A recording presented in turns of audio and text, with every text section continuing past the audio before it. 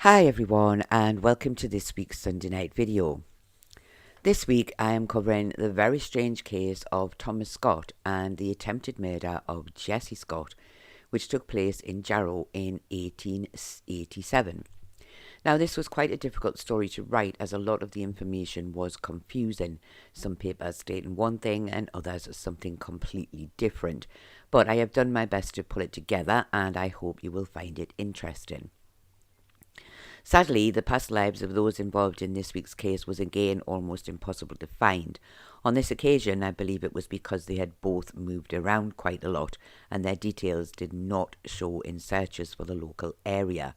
So sadly, their backstories will be quite basic.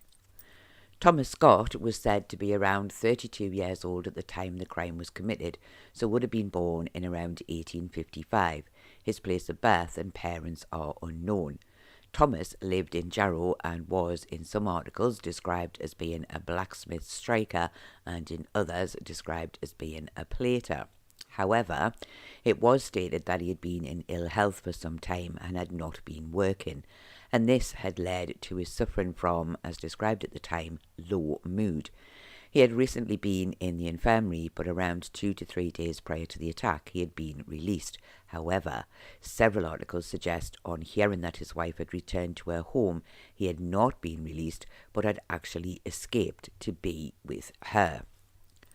Jessie Scott, the victim, was married to Thomas Scott around New Year's Day of 1887. Her age was not given. She had not lived with her husband long, as in May of 1887 it was said she had gone away to work.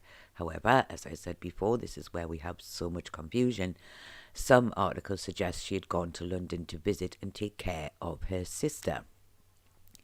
Thomas had been in hospital while she was away, and on Jessie's return to Jarrow on June the 5th, she went back to their home where Thomas joined her on the same day.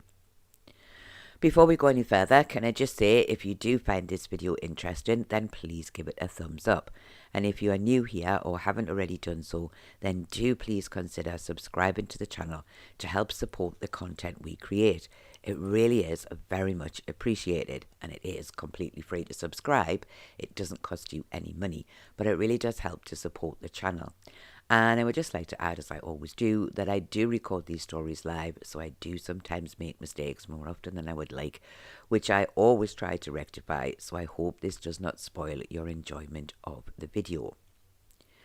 On the morning of June the 8th, Jessie and Thomas had sat down for breakfast together. Thomas seemed quiet and Jessie asked him what he was thinking about, but he said nothing. He then kissed Jessie and stood up. Thomas walked round the table, and as he was standing behind Jessie, he suddenly took hold of the poker and struck Jessie on the head with it. She fell to the floor, and he continued to hit her. Jessie screamed and cried out murder, and some of her neighbours heard her cries. And the neighbours rushed to the Scotts' home to see what was wrong. They found Jessie crawling on the floor, covered in blood, while Thomas was casually standing next to the wall with a poker still in his hand. The neighbours quickly sent for the police and a doctor. The doctor dressed Jessie's wounds as best as he could, and she was confined to bed. She was so seriously injured that she was not expected to survive. The police then arrested Thomas for attempted murder, and he was taken to the police station. He made no statement about the crime, and he had to be forcibly taken to the station. Although Jessie was very badly hurt in the attack, she did begin to make a full recovery, and by the end of June she was finally able to appear at the police court to give evidence against her husband, and this hearing was held at the Jarrow Borough Court. Thomas at the time was described as a small, thick-set man, and Jessie was described as a trim little woman. It was said that when Jessie arrived, she was still very unwell and was supported by 2 other women. Her head was still in bandages, and she fainted as she entered the courtroom. She was then taken outside for fresh air and was treated by Dr. Wammond. She was again brought into the courtroom and this time was able to take her seat to give evidence. Jessie stated that she had married Thomas on New Year's Day of 1887. She said they had lived quite happily together, but Thomas was often unwell. She said in May of 1887 she had gone to London for work, leaving Thomas in Jarrow. She said he had often been unwell and she knew he had been in the infirmary while she had been away. She said in June of 1887 she had returned to Jarrow and gone to live with her mother. She said Thomas joined her there on June the 5th, and they lived happily together, Jessie said, until the morning of the attack, which was June the 8th. Jessie said she'd been sitting at the table getting her breakfast and Thomas was sitting with her. She said she had looked at him and he appeared to be deep in thought. On asking him what he was thinking about, Thomas had replied, "Oh, it's nothing." He then leaned over the table and kissed her. She said he had been in the habit of doing this each day since he had been home. She said Thomas then stood up and walked around the table until he was standing behind her. She said she was drinking her tea at the time and not taking much notice of where he was, but she had told him to come and sit down and finish his breakfast. She said he had told her he would sit down directly. Suddenly she felt a blow to her head and it knocked her to the ground. She blacked out briefly, and when she woke she was lying on the floor and Thomas was standing over her with a poker in his hand. Jessie said he hit her several times and she said, "Oh, Tommy, do you mean to murder me?" She said he did not reply but still kept striking out at her with the poker. She said she cried out, telling him she did not know what he was doing this for, as she had done nothing to deserve it. Jessie said she then began to cry out murder as loud as she could, and the neighbours heard her and came into their room. Jessie said that as the neighbours went to try and take the poker from Thomas, she had dragged herself outside of the house away from him, and it was here that she had first seen Dr. Wammond, and he had treated her for her injuries, and he was still taking care of her now. Superintendent Scott then asked Jessie if, as a result of her injuries, she had been confined to the house since the attack. Before she was able to answer, the defence objected to the question. However, Superintendent Scott repeated it, only to be told again by the defence that it was natural to believe that her wounds would have kept her confined to the house, and although his objections may seem ridiculous to the officer, he, the defence, had more experience in these things. This did not please Superintendent Scott. However, his question was partially answered, as Jessie replied saying that she had felt very weak since the attack. Dorothy Davison said she lived next door to Jessie and Thomas in Jarrow. Her evidence was barely covered, and it was simply stated that she had heard Jessie's cries of murder and gone to investigate. She had found Jessie trying to get out of the house, and Thomas was leaning on the wall with the poker still grasped tightly in his hand. Dr. Wammond said he had been in Jarrow on the morning of the attack when he was asked to attend the home of Jessie Scott. He said when he arrived he found her outside of her home in an almost collapsed condition. Blood was pouring from her wounds and she had blood covering her head, face, hands and her clothing. He said she had begged him not to take her back into her own home as her husband was still inside, so he had taken her to one of the neighbours' houses. Dr. Wammond said she had 10 wounds to her head, some of which reached down to the bone. She also had other wounds and bruises on her head and arms. He stated that the force of the blows had been quite severe, and estimates for the amount of wounds that Jessie had ranged from 19 to 21. Dr. Wammond was shown the poker and stated that this was such an item that would have easily caused the wounds he had seen, and he ended by saying that Jessie's life had been in great danger for several days, and although she was now recovering well, if infection set into any of the wounds, she may still be in danger of losing her life. Sergeant Jackson said he had been called to the home of the Scotts on the morning of the 8th. He said he had found Thomas inside but did not see Jessie. He had been told of the attack and had arrested Thomas and taken him to the police station. He added that when charged, Thomas had made no statement about the attack. However, he said Thomas seemed to be quite strange in his manner. Jessie Alexander of Jarrow said she had found the poker lying in the backyard and given it to the police. She said the poker was completely covered in blood. There was no explanation as to how the poker had ended up being thrown into the yard. No further evidence was given, and the defence spoke, saying that he fully believed that the magistrates would commit Thomas for trial and he would reserve his defence until then. The magistrates, after a brief discussion, did indeed commit Thomas for trial on a charge of attempted murder, and he was taken back to the prison until then. The trial, sadly, was not well covered in the newspapers, and I'm not certain why. It could simply be that another, more prominent story hit the headlines at the same time, so the trial was then covered in more simple terms. And I do often find that the inquest or the court hearing is covered in great detail, and the trial is covered in an article of around 4 lines.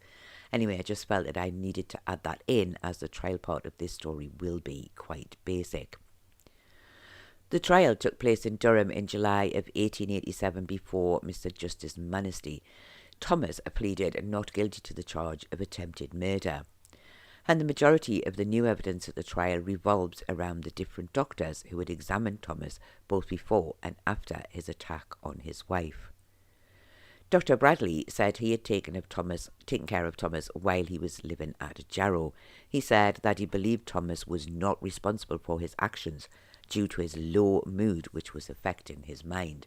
This, he believed, was caused by his lack of work and other health conditions.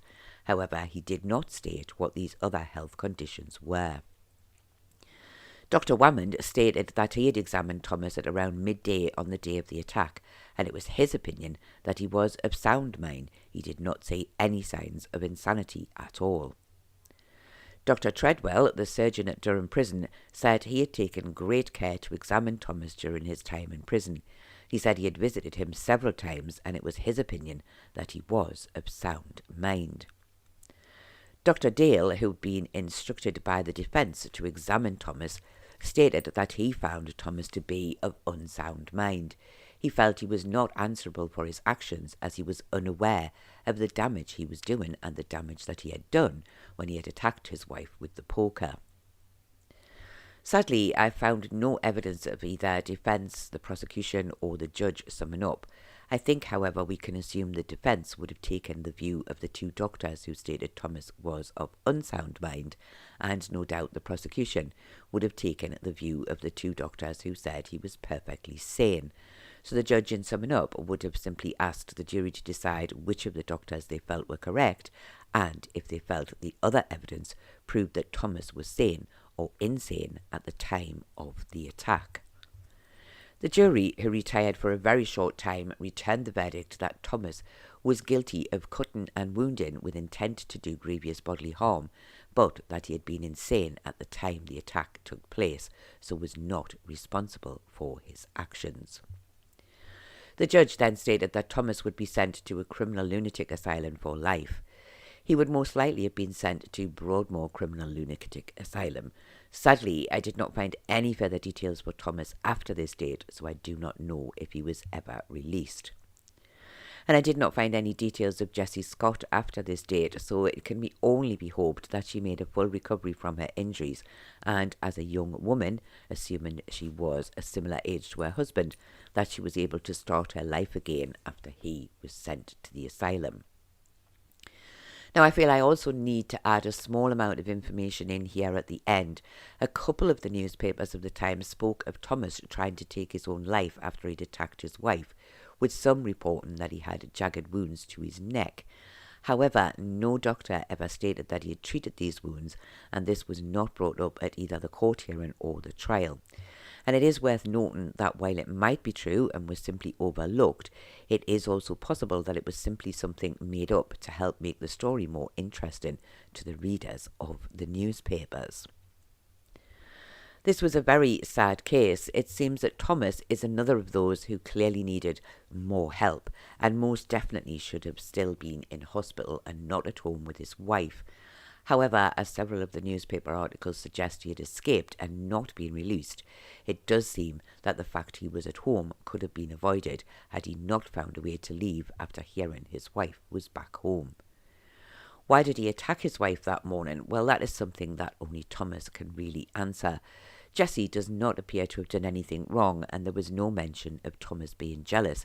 In fact, Thomas does not seem to have made any explanation for his attack at all, so the whole reason behind it is a mystery, leaving me to believe that the only answer was the fact that he was of unsound mind at the time.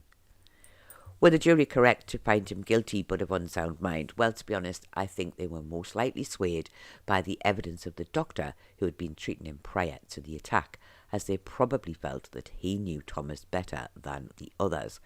And Dr. Bradley had stated that Thomas was of unsound mind, and as he was not drunk at the time and there was no clear motive, then I believe they did come to the correct decision. Was the judge correct to sentence Thomas to life in a criminal lunatic asylum? Well, this is a simple yes, as the verdict would mean this was the only option open to him. But what do you think? Do you think there was more to this story than meets the eye? Had Jessie really been away from home to work or to visit her sister? Or had she perhaps been away from home visiting another man? And Thomas had found out and was angry about this, hence escaping from the hospital to return home to seek revenge. Or do you think Thomas was simply unwell and attacked his wife because he simply did not know what he was doing and suddenly lost his temper with her for no real reason at all? Do you think the jury were correct to find him guilty but of unsound mind, and do you think his sentence was correct? Or should he have simply been sent to prison for several years with the possibility of release in 7 to 10 years' time? Do please let me know your thoughts in the comments below. I do hope that you have found this very sad and tragic story interesting, and I just want to apologise if the photos used this week are a little random. Sometimes when I am writing, I do find it hard to find a good visual to go with the words, and this story was one which I did find quite difficult for that. And also, again, as I said at the start, the confusing nature of this story with people saying very different things to others did make it quite a difficult one to write as well. But I do hope that you have still found it interesting, and I am going to stop waffling on as I always do. So I do thank you all very much for watching, and I do look forward to seeing you all again next week.